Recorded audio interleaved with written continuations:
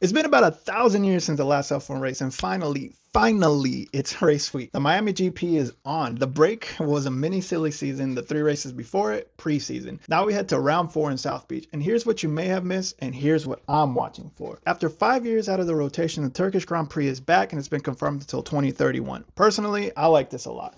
With Zandvoort out, we needed another closed circuit track on the calendar. Last Sunday, in front of 600,000 of his compatriots, Franco Colapinto brought Formula One back to a people who have been waiting for exactly this moment. For almost 30 years, F1 has been absent from Argentina. It matters because of what it means to the Spanish-speaking community in Argentina and right here in Miami. And with the seat for next year uncertain, we may not get this chance again for a long time. Over break, we learned that the Italians were so salty they got relegated to only 1 race a year that suddenly everyone on the paddock is a person of interest in an ongoing tax evasion investigation. Listen, they're gonna get their money one way or another. Finally, from the last race to this one, the FIA attempted a slight course correction in this year's regulations. Teams, engine manufacturers, and Formula One all agreed that changes needed to be made. So Miami's going to be the testing ground. So here's how the rules could shake things up. Things will look different since Formula One amended the current regulations to address safety concerns brought on by slow starts off the line and super clipping. At least in the case of Ferrari, this means that their advantage off the line is mostly neutralized. But they aren't exactly sitting on their hands either. Ferrari are bringing a ton of upgrades, mostly aerodynamic, and the cherry on top is that later in the season they get to upgrade their engine courtesy of a duo. I'll also be looking at McLaren to continue trending upwards. They had a horrible start to the season, but Japan showed that they're turning things around. Personally, I don't think the regulation changes will impact them negatively. We'll also get to see if these changes will make Max happy. The team is floundering and tied with an Alpine that hasn't won a race in years. And to make it worse, there's a rookie in their sister team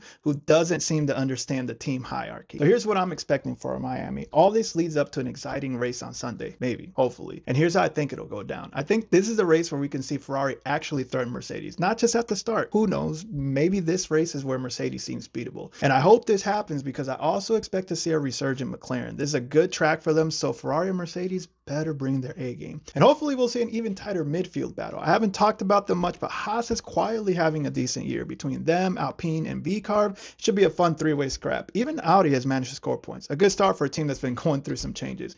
Aston Martin, still toast. Miami is a sprint weekend. Things move fast. If you want the takes, the analysis, and the race reviews as it unfolds, hit that follow button. It seems like an eternity since we last saw cars on track, but finally, we get to see racing.